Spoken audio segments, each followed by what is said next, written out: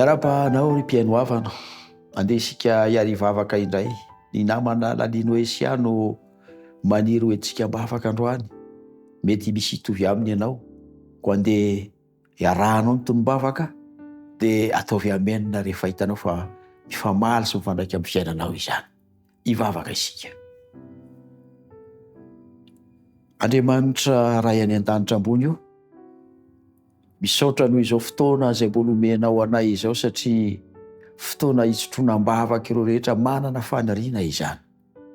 Lalino Esia ankehitriny no maniry ny hitsinjovanao ny fiainany.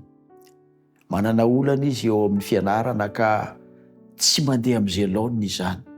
Anampy azy ianao hahatanteraka sy halavo rary izany Andriamanitra.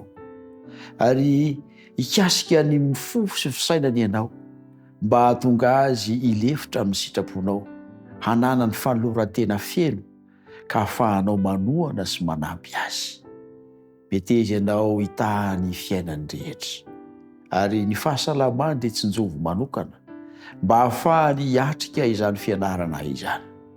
Andriamanitra, ianao nefa niteny fa ny zanakao dia ho lohany fa tsy ho rambony.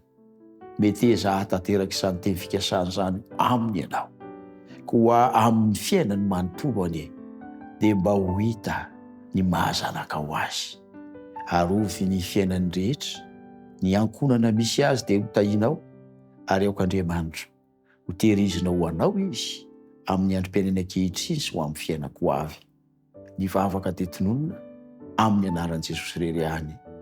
Amen.